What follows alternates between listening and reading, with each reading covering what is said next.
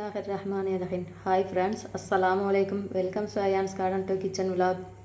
இன்றைக்கி நம்ம சத்து மாவு அதுலேருந்து கட்டி இல்லாமல் கஞ்சி காய்ச்சுற வரைக்கும் தெளிவான ஒரு வீடியோவாக பார்க்க போகிறோம்.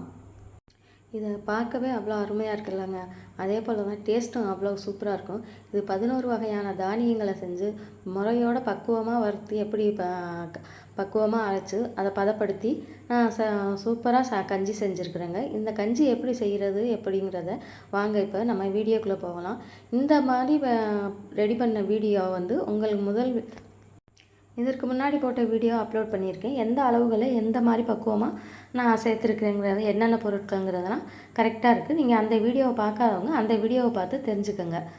இப்போ பாருங்கள், எல்லாமே ரெடி பண்ணியாச்சு. ரெடி பண்ணி சூப்பராக நம்ம வந்து போய் மிஷினில் கொடுத்து விட்டு நான் மாவும் அரைச்சிட்டு வந்துட்டேங்க.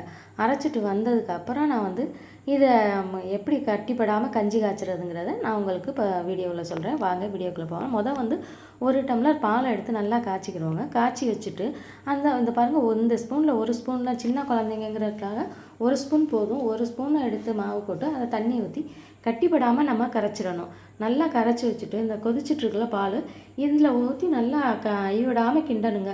ஏன்னா கைவிடாமல் கிண்டினோம்னாலே கட்டிப்படாது. இது பெரியவங்களுக்காக இருந்தால் நம்ம அப்படியே காய்ச்சின பாலில் வந்து இந்த பவுட்ரை போட்டு நல்லா அப்படியே ஆற்றி விட்டோம்னாலே போதும்.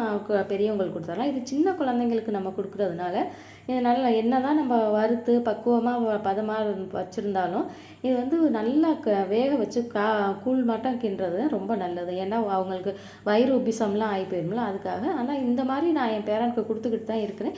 இது வரைக்கும் எந்த பிரச்சனையும் இல்லை. இதுக்கு இப்போ சுவைக்காக கொஞ்சமாக உப்பு போட்டுட்டோம். உப்பு போட்டுட்டு நல்லா கிண்டி நல்லா வெந்துட்டு வரையில் இது வந்து இனிப்புக்காக 1 ஸ்பூன் வந்து நாட்டு சர்க்கரை சேர்த்துக்கலாங்க. சின்ன குழந்தைங்கிறதுனால நான் நாட்டு சர்க்கரை சேர்த்துருக்கேன். நீங்கள் பெரியவங்களுக்கு இருந்தாக்கா நீங்கள் வந்து நாட்டு சர்க்கரை சேர்க்க விரும்ப இல்லாதவங்க இதை வந்து கஞ்சி மாட்டம் வச்சு குடிக்கணுங்கிறவங்க வெங்காயம், தக்காளி, பச்சை மிளகாய் இதெல்லாம் சேர்த்து நல்லா கஞ்சி மாட்டம் கூழ் மாட்டம் காய்ச்சி சாப்பிட்டா ரொம்ப டேஸ்ட்டாக இருக்கும்.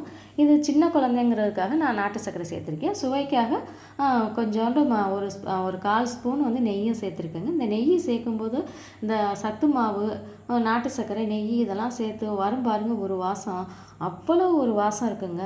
பெரியவங்களுக்கு நெய் சேர்க்க விருப்பம் உள்ளவங்க நெய் சேர்த்துக்கலாம். இது நெய் சேர்க்கணுங்கிற கட்டாயம் இல்லை.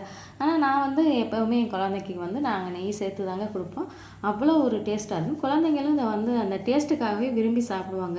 இது ரொம்ப ஆரோக்கியமாகவும் இருக்கும். நம்ம இது தொடர்ந்து தினம் காலை உணவாக அந்த குழந்தைங்களுக்கு கொடுத்துக்கிட்டு வரையில் ஆரோக்கியமான உணவாகவும் இருக்கும். அவங்களுக்கு நல்ல வெயிட்டும், உடம்பு வந்து ஒல்லியாக இருக்க குழந்தைங்களுக்குலாம் நல்ல ஒரு வெயிட் போடுங்க. நல்ல எங்கள் வீட்டில் எங்கள் பேரனுக்கு நல்ல வெயிட் போட்டிருக்குது. இங்கே பாருங்கள், பச்சை மிளகாத்தூள், மல்லித்தூள், குழம்பு மல்லித்தூள், பச்சை மல்லித்தூள்,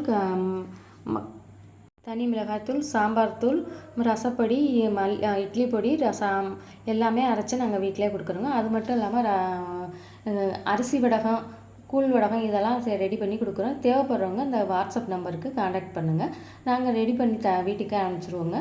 தேவைப்படுறவங்க காண்டாக்ட் பண்ணுங்கள். இங்கே பாருங்கள், சத்து மாவு ரெடி ஆகிடுச்சு. ரெடி ஆனதுக்கப்புறம் நாங்கள் அப்படியே கிண்ணத்தில் ஊற்றிட்டேன். பாருங்கள் எவ்வளோ ஒரு அருமையாக இருக்குது.